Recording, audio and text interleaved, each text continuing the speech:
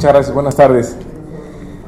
Bueno, queremos hablar sobre el dato que da a conocer hoy el INEGI, pues ya el cierre del crecimiento de 2014 y pues confirmamos más bien el fracaso de la política económica del presidente Peña Nieto, un crecimiento de 2.1%, está por debajo del promedio del crecimiento en los últimos 20 años, que es 2.3%, y si se lo sumamos al magro 1% del 2013, pues imagínense el tamaño de la caída que hemos tenido.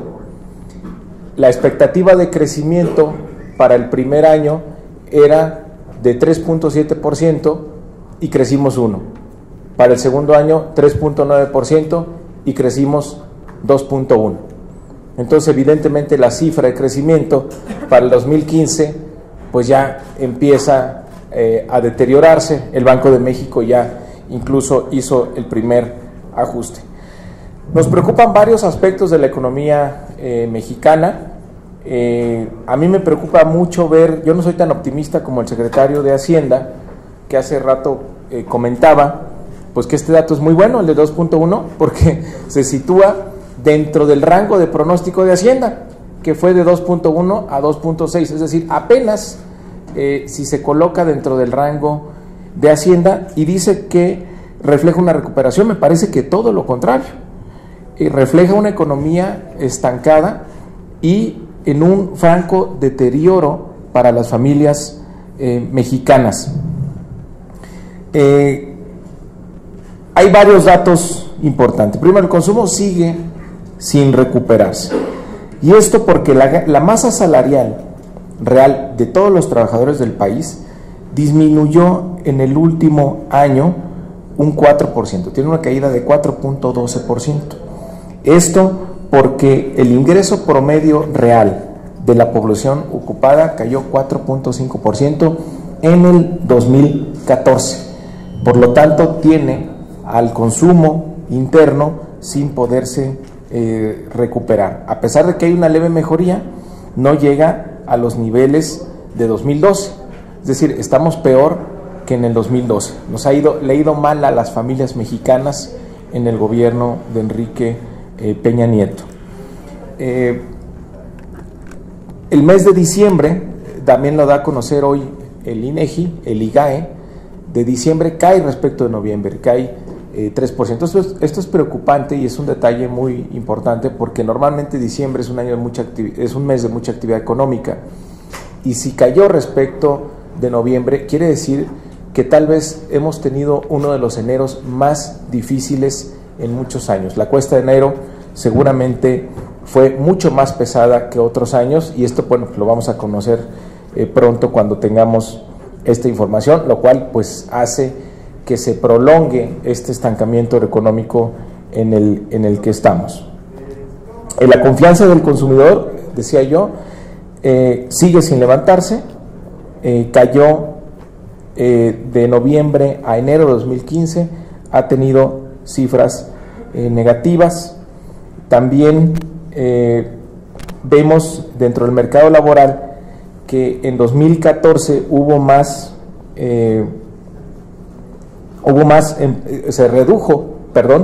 menos empleadores y hubo más gente que salió a buscar trabajo por su cuenta. También preocupa que en el último trimestre del 2014, el número respecto del último trimestre de 2013, el número de personas con salarios en un rango de 1 a 3 salarios mínimos aumentó en casi 1 millón de trabajadores, 981,000 trabajadores, mientras que los que están por encima de 3 salarios mínimos, a los que les va mejor, cayó en 1 millón. Es decir, el número de trabajadores que ganan más de 3 salarios mínimos cayó en 1 millón, y se aumentó en 1 millón los trabajadores que están de 1 a 3. Esto refleja la pérdida en el poder adquisitivo, y esto refleja la caída en la masa salarial que estamos teniendo en nuestro país. Se dice que la tasa de desempleo cayó 4.4%, la cifra más baja en los últimos años. Sin embargo, lo que no se dice es que realmente lo que provocó esta caída es que disminuyó la PEA en un buen porcentaje, y esto hizo que cayera la tasa de desempleo. Hay otro dato preocupante respecto de las familias mexicanas, es que en 2014 el retiro de fondos de las AFORES por causa del desempleo aumentó 13%. Es decir, el año pasado los trabajadores en su AFORE retiraron más de 10,000 millones de pesos que originalmente ahorraron para su retiro, lo tuvieron que retirar el año pasado por falta de recursos y por el tema del desempleo. El Coneval comprueba las cifras que estoy dando del mercado interno y de la caída del poder adquisitivo. El indicador de la tendencia de personas que se encuentran en pobreza, en ingresos, alcanzó ya un 53%. Esto quiere decir que la mayoría de los trabajadores mexicanos, trabajadores formales, con el salario que ganan, no les alcanza para comprar la canasta básica, que cuesta 1,200 pesos, la canasta básica alimentaria. Y esto pues viene creciendo. Por otro lado, ¿cuál fue la apuesta del gobierno en el 2014? El que acabamos de conocer, el dato de crecimiento. Bueno, hubo una reforma fiscal, se planteó una reforma fiscal que las empresas y las familias mexicanas pagaran más impuestos para que el gobierno tuviera más recursos y el gobierno, a través de la inversión pública, reactivara la economía. Esa fue la propuesta del gobierno en el 2014. Ahora, pues tenemos los resultados. El crecimiento fue de 2.1% y hubo una pérdida en el poder adquisitivo de las familias a causa de la reforma fiscal, y hubo también una caída en la inversión privada a causa de la reforma fiscal. Pero ustedes dirían, bueno, pues es que así estaba planteado, para que la inversión pública entonces reactivara la economía. Pero veamos qué pasó con la inversión pública. A pesar de este aumento, no nos fue tan bien. En 2013, la mala administración del gasto público terminó por llevarnos al crecimiento mediocre del 1%. La mala planeación y ejecución de la inversión pública tiraron a la economía en 2013. Y en 2014, donde tuvieron mucho más presupuesto, pues hay una discrepancia muy preocupante y que el Senado tendría que investigar, que es que mientras la Secretaría de Hacienda reporta que la inversión en capital del gobierno federal creció en términos reales más de 20%, por otro lado, con datos del INEGI, respecto del PIB y sus componentes, la inversión pública de las cuentas nacionales llegó a su pico en el último trimestre de 2010, y a partir de ahí empieza una tendencia hacia la baja, llegando a un punto mínimo en el último trimestre de 2012. Ahora, durante 2013 muestra un crecimiento cercano a 0%. Es decir, el 2013 no creció la inversión pública según el INEGI. Y a partir de 2014, de nuevo muestra una clara tendencia hacia la baja. El punto mínimo de los últimos 15 trimestres se registra en el segundo de 2014, cuando se supone que en 2014 deberíamos tener un incremento importante en la inversión pública. Y tal vez, lo vamos a saber muy pronto, el único componente del PIB con una contribución negativa en el 2014 sea la inversión pública. Es decir, falló rotundamente la estrategia del gobierno de quitarle recursos al sector productivo y a las familias mexicanas para que a través del gasto público se reactivara la economía. Si vemos las cifras de inversión pública, no contribuyó al crecimiento económico.